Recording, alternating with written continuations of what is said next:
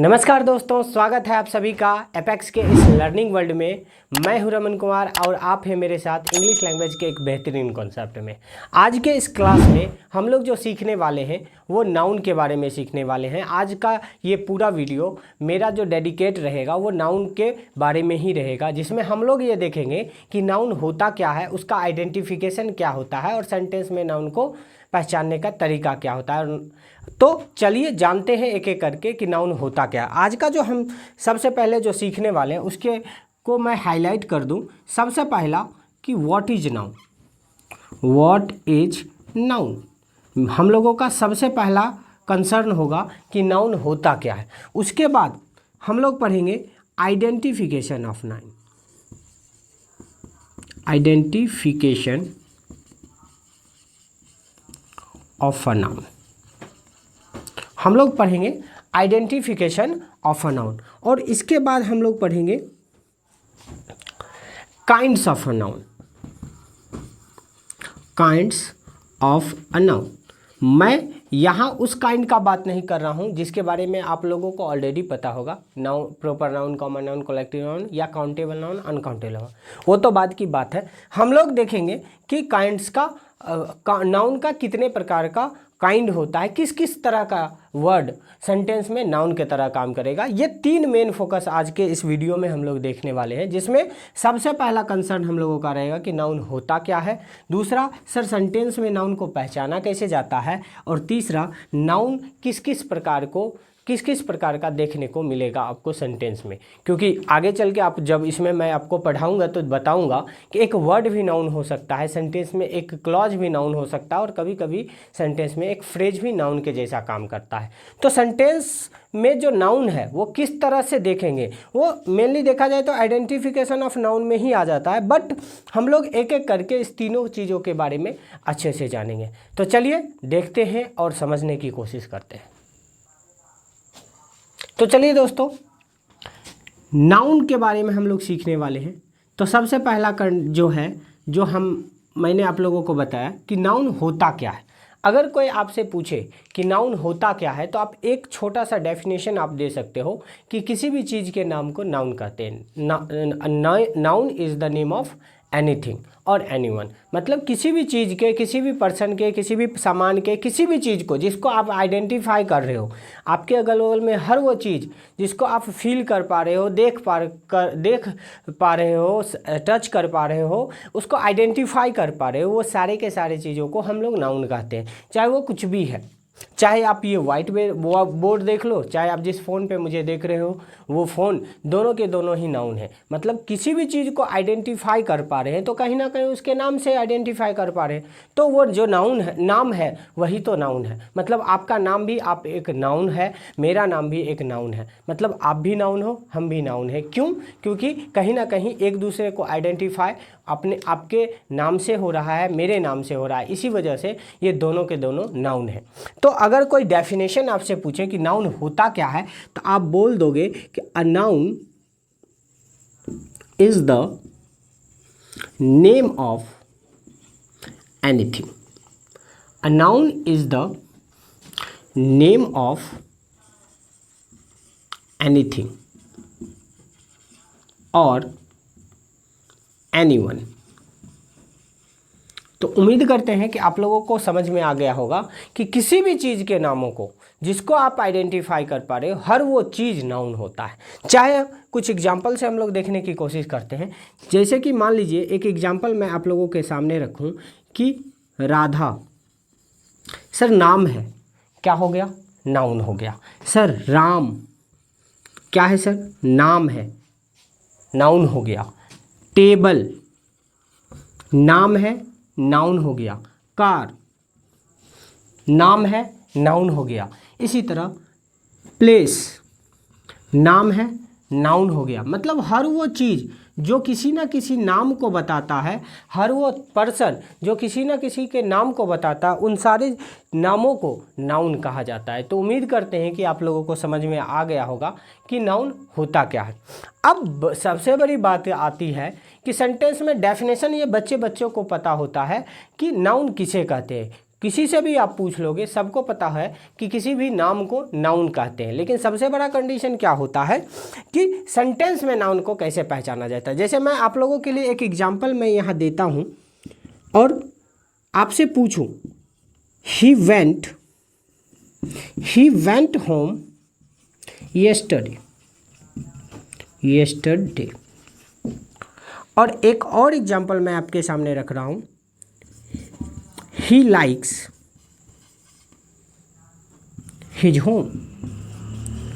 मुझे आप ये बता दो पहले सेंटेंस में नाउन कौन है, दूसरे सेंटेंस में नाउन कौन है, या फिर दूसरा क्वेश्चन आप लोगों के लिए ये है कि यहाँ जो सेंटेंस में ये जो होम नाम का वर्ड है और यहाँ जो होम नाम का वर्ड है, ये दोनों क्या नाउन है तो कैसे हैं और नहीं है तो कैसे हैं। मुझे उम्मीद है आप इस वीडियो को यहीं पॉज करो और इस दोनों का जवाब खोजने की कोशिश करो और इस कमेंट बॉक्स में बताओ कि ही वेंट होम यस्टरडे में नाउन कौन है और ही लाइक्स हिज होम में नाउन कौन है। मेरा मेन मकसद है आप लोगों को बताना, और अभी मैं ये उम्मीद करता हूँ कि आप लोगों ने अभी तक कमेंट कर दिया है। अब मैं बताता हूँ, जैसे कि आप लोगों को अगर लग रहा है कि ऊपर वाले सेंटेंस में ये जो होम नाम का वर्ड है ये एक नाउन है, तो आप गलत सोच रहे हो, ये एक सेंटेंस में एडवर्ब है।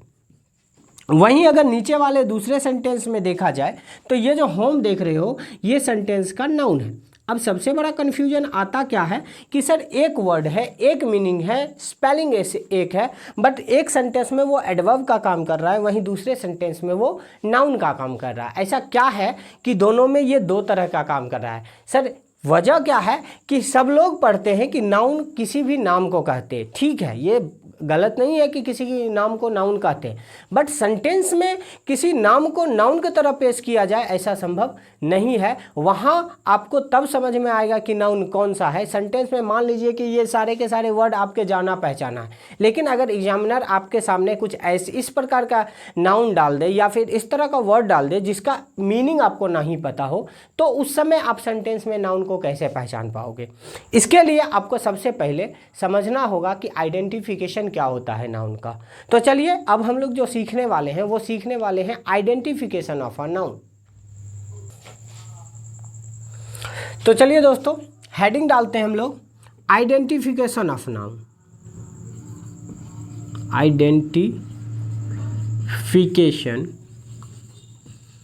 Of the noun. क्या होता है आइडेंटिफिकेशन एक नाउन का? सर इसको समझने के लिए आप लोगों को थोड़ा सा फोकस करना होगा। मैं आप लोगों को थोड़ा सा अलग तरीके से बताने की कोशिश करता हूँ, जो कि मैंने अपने गुरुओं से सीखा है। जिस तरह से मैंने सीखा है मैं आपको उसी तरह से सिखाने की कोशिश कर रहा हूँ। देखिए नाउन जो होता है उसको दो भागों में हम लोग बांटते हैं, और ये जो दो भाग है वो आपको किसी बुक में नहीं मिलेगा। ये एक छोटा सा अपने अंडरस्टैंडिंग को डेवलप करने के बाद आपको समझ में आएगा कि नाउन के दो प्रकार हम लोग मान लेते हैं। एक होता है विजुअल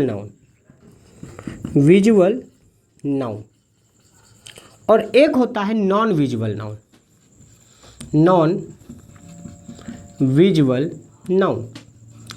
अब कहोगे ये विजुअल नाउन क्या होता है और नॉन विजुअल नाउन क्या होता है? सर वैसा नाउन जिसको देखा जा सके उसे हम लोग विजुअल नाउन कहते हैं, और वैसा नाउन जिसे हम केवल और केवल फील कर सकते हैं, इसीलिए हम इसको नॉन विजुअल को केवल और केवल फील ओनली भी बोल सकते हैं। फील ओनली, इसको फील ओनली भी बोल सकते हैं, जिसको केवल और केवल महसूस किया जा सके, जिसको टच नहीं किया जा सके, जिसको देखा ना जा सके, केवल फील किया जाए, उसे नॉन विजुअल बोलते हैं। सेंटेंस में नाउन को दो प्रकार में हम लोग बांटे हैं। एक ऐसा जिसको देखकर छू सकते हैं, समझ सकते हैं, ठीक है, उसे विजुअल नाउन कहते हैं, और वैसा नाउन जिसको केवल और केवल फील किया जा सकता है उसे नॉन विजुअल नाउन बोलते हैं।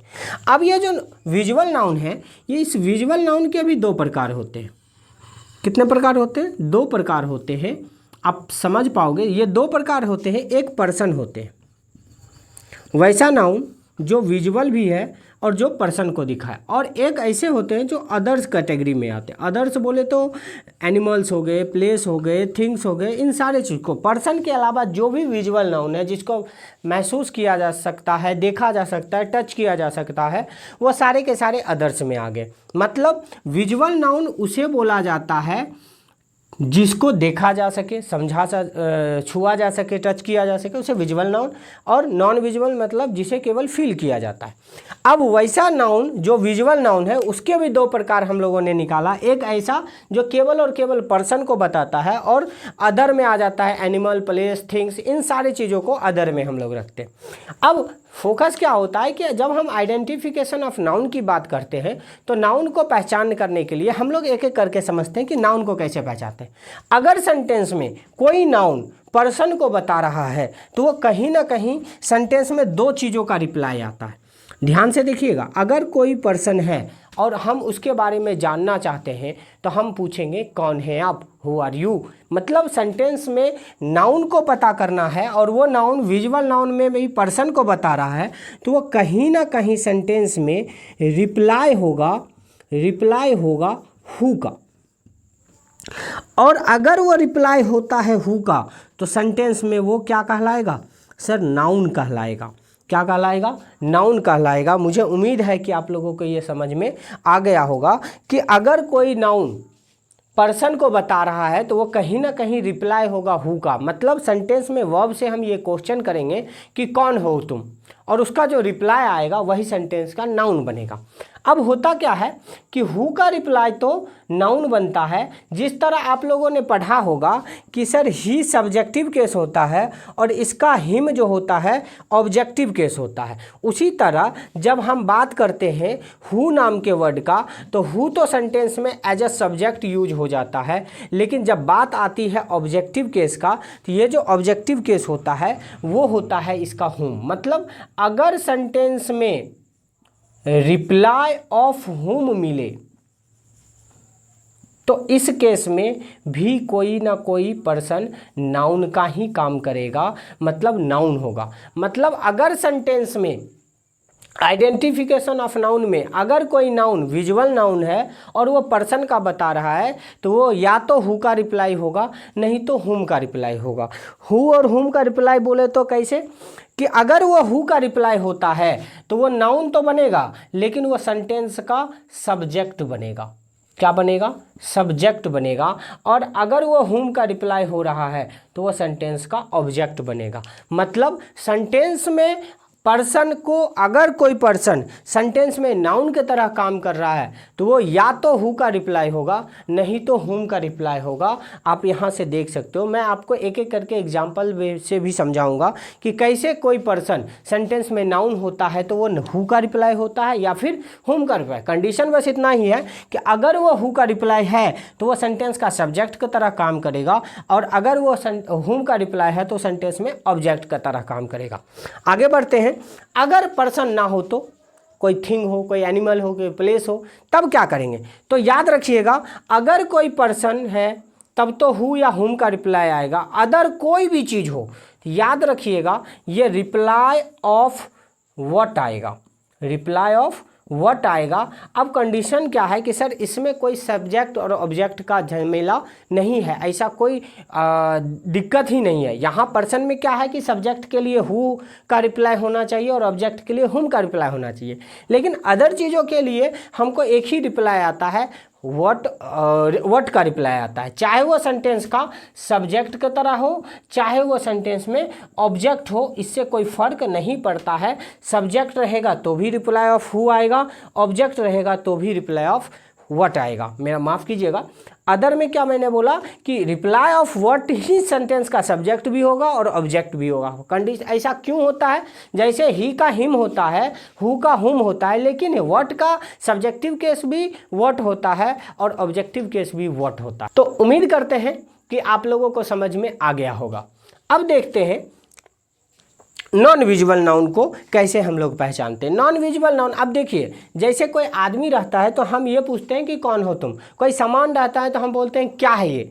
उसी तरह अगर कोई चीज़ फीलिंग जिसके बारे में आपको कुछ नहीं पता है, मान लीजिए आपके अंदर से कुछ ऐसा फीलिंग है जिसके बारे में आपको कुछ पता ही नहीं है, तो मुझे आप लोग क्या बोलेंगे, मुझे कुछ हो रहा है, तो सामने वाला आपसे क्या पूछेगा, क्या हो रहा है। मतलब चाहे विजुअल नाउन में अदर चीज़ हो या फिर नॉन विजुअल नाउन हो, इनके बारे में अगर हमको नहीं पता है तो उसके बारे में हम केवल और केवल व्हाट से क्वेश्चन करते हैं। तो जितने भी नॉन विजुअल नाउन्स हैं ये भी सेंटेंस में हमेशा रिप्लाई देगा व्हाट का। अब मैंने आप लोगों को ऑलरेडी बता रखा है कि अगर वो रिप्लाई व्हाट का आ रहा है तो यहाँ पे कोई झमेला ही नहीं है, क्योंकि सेंटेंस का सब्जेक्टिव केस और ऑब्जेक्टिव केस हमेशा व्हाट ही रहता है। मतलब सब्जेक्ट में सब्जेक्ट के रूप में करोगे तो भी व्हाट आएगा, ऑब्जेक्ट भी व्हाट का व्हाट ही होता है। यानी सब्जेक्ट, और जिस तरह से यहाँ हु सब्जेक्टिव केस, हुम ऑब्जेक्टिव केस है, वहाँ पर वैसा कोई कंडीशन नहीं है। व्हाट जो होता है वो सब्जेक्ट भी होता है और ऑब्जेक्ट भी होता है।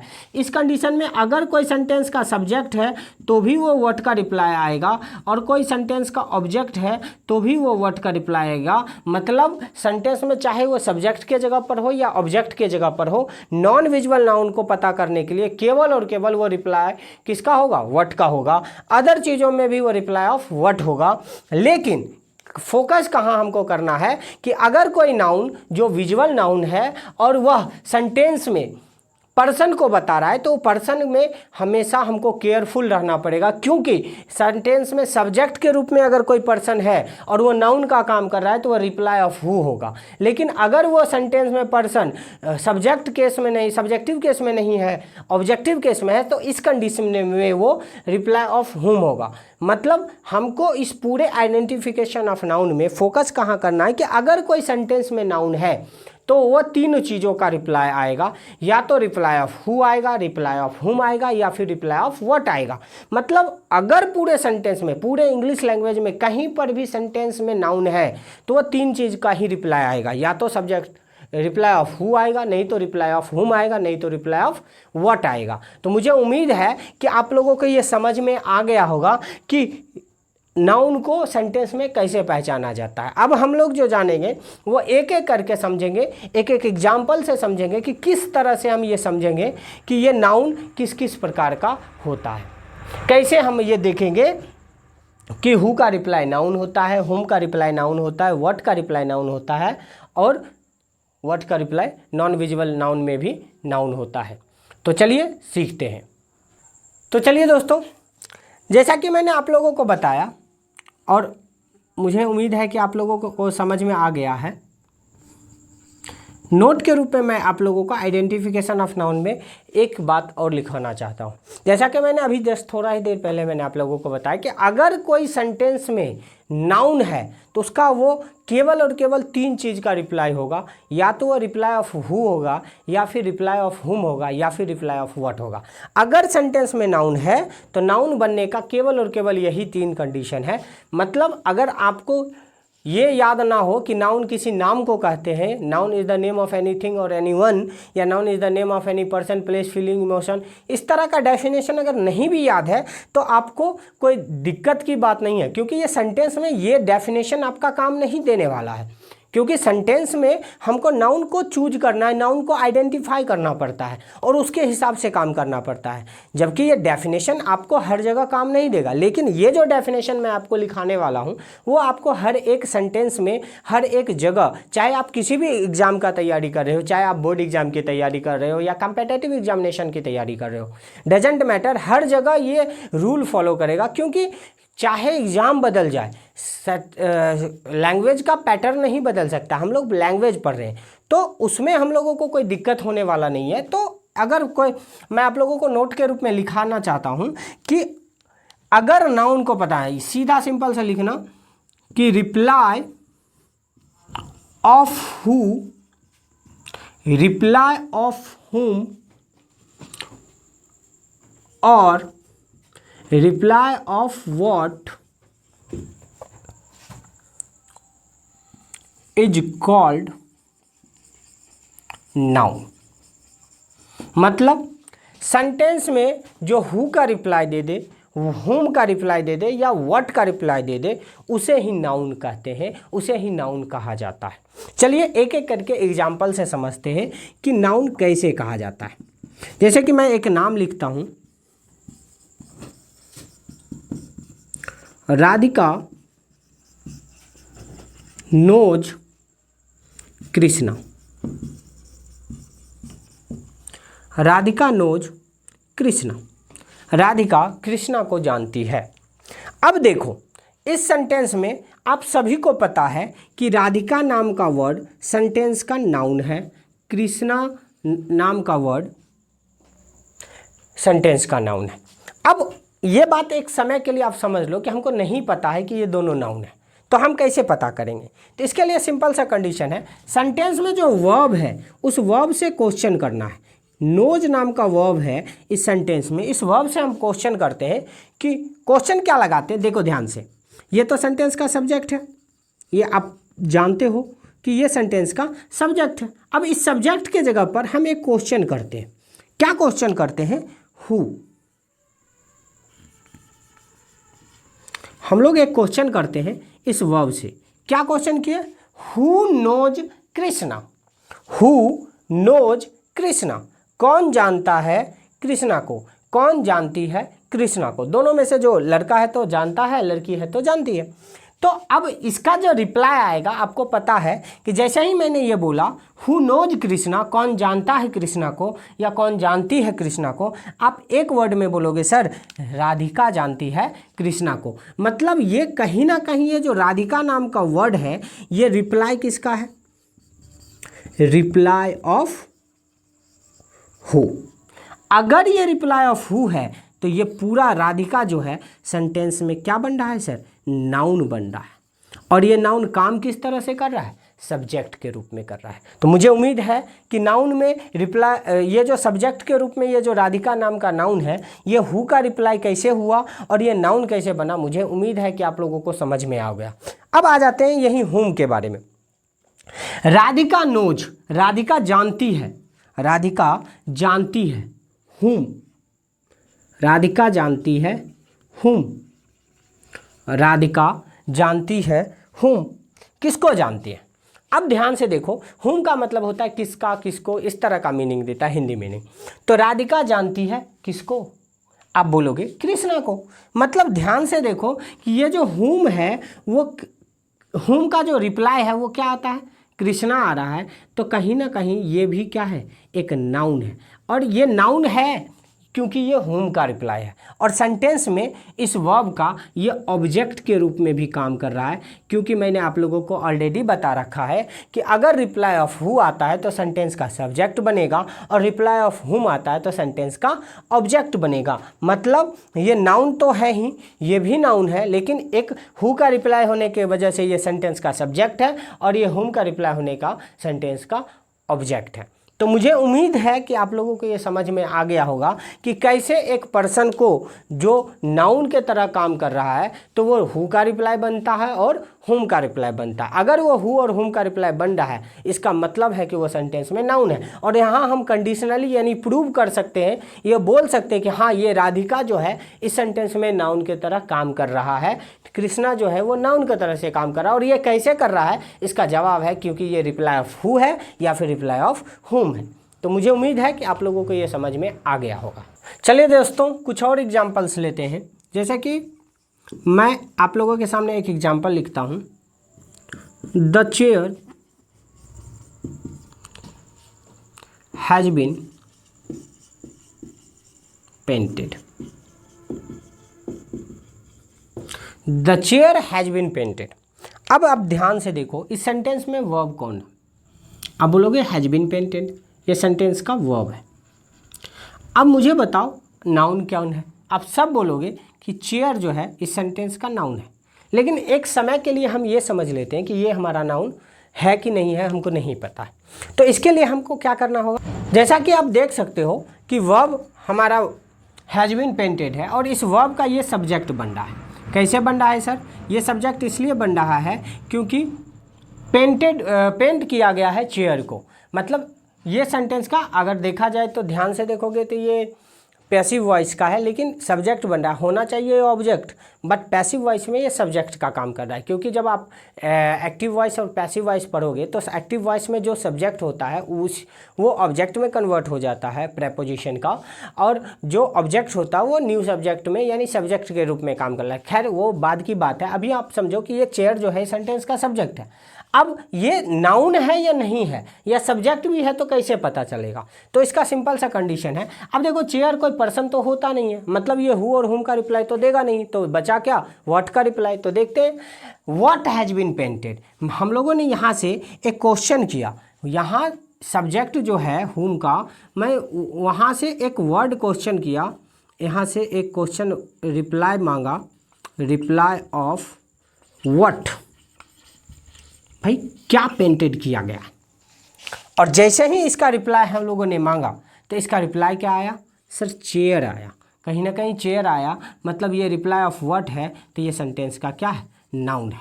और ये देखो सेंटेंस का सब्जेक्ट के रूप में काम कर रहा है। तो मैंने आप लोगों को ऑलरेडी बता रखा है कि व्हाट जो होता है वो सब्जेक्ट के रूप में भी काम करता है और ऑब्जेक्ट के रूप में भी काम करता है।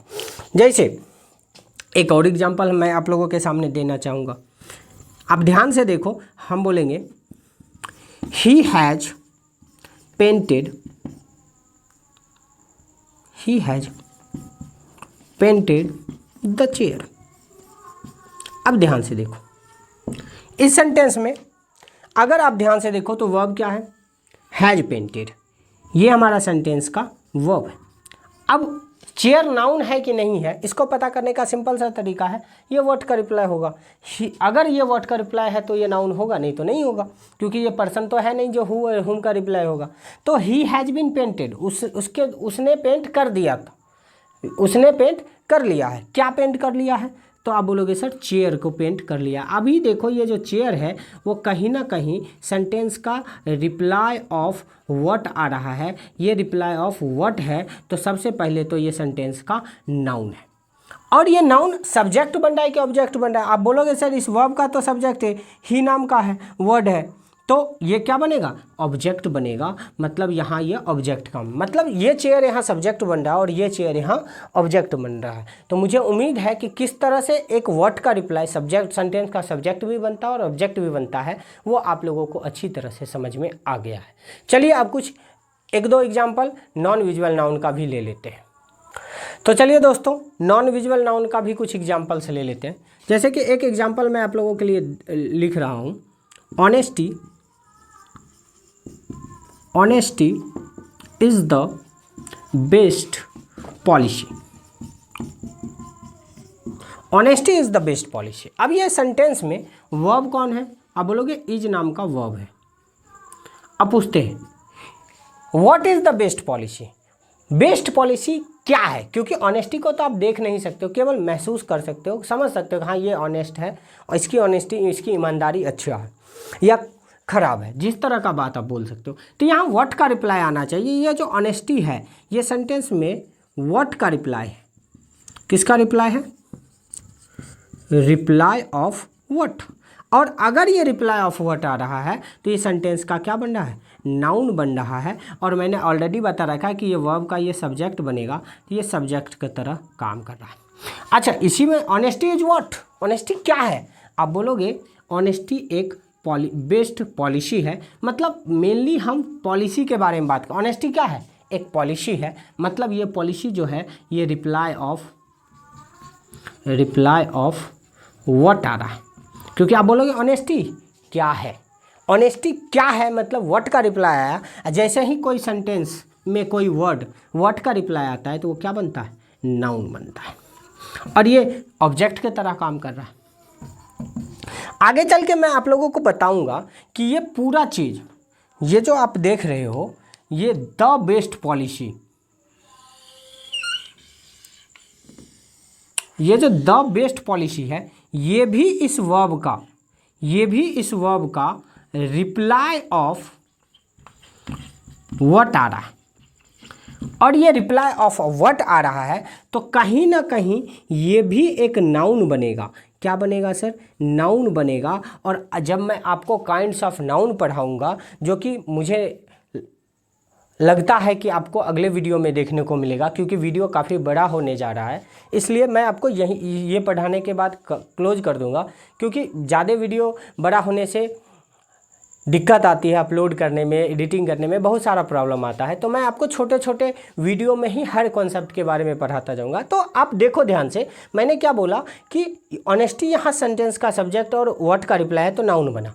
यहाँ मैंने क्या बोला, रिप्लाई ऑफ व्हाट पॉलिसी बता रहा है तो ये भी नाउन है, लेकिन द बेस्ट पॉलिसी भी सेंटेंस का नाउन बन रहा है। लेकिन यहाँ कंडीशन क्या है कि ये रिप्लाई ऑफ व्हाट बन रहा है, लेकिन ये नाउन केवल नाउन नहीं है, एक नाउन फ्रेज है। नाउन फ्रेज के रूप में ये द बेस्ट पॉलिसी को यूज किया जा रहा है। मतलब honesty is what, the best policy, it is the noun phrase not a noun. मतलब द बेस्ट पॉलिसी सेंटेंस में नाउन नहीं है, नाउन फ्रेज के रूप में काम कर रहा है, जो कि आपको आगे चल के समझ में आ जाएगा जब मैं आप लोगों को इसके बारे में बताऊंगा। तो मुझे उम्मीद है कि आप लोगों को ये समझ में आ गया होगा कि सेंटेंस में नाउन को कैसे पहचाना जाता है। मैं आप लोगों के लिए फिर से एक रिवाइज के रूप में रिवाइज करवा दूं, तो मैं आप लोगों को बोलूं कि नाउन को अगर सेंटेंस में पहचानना है तो केवल 3 चीज़ों का वो रिप्लाई देता है। अगर वो नाउन है तो रिप्लाई ऑफ हु का होगा, या रिप्लाई ऑफ हुम का होगा, तीसरा रिप्लाई ऑफ व्हाट का होगा। अगर ये तीनों चीज़ों का रिप्लाई दे रहा है, इसका मतलब है कि वो सेंटेंस में नाउन की तरह काम कर रहा है। आगे चल के इसका कुछ कन्फ्यूजन्स भी आएंगे, कुछ ड्रॉबैक भी आएंगे कि जब आप देखोगे कि नाउन का, हु का, हुम का और व्हाट का रिप्लाई केवल नाउन नहीं होता है, प्रोनाउन भी होता है। खैर वो मैं आप लोगों को आगे बता दूंगा कि कब ये प्रोनाउन होगा, कब ये नाउन होगा।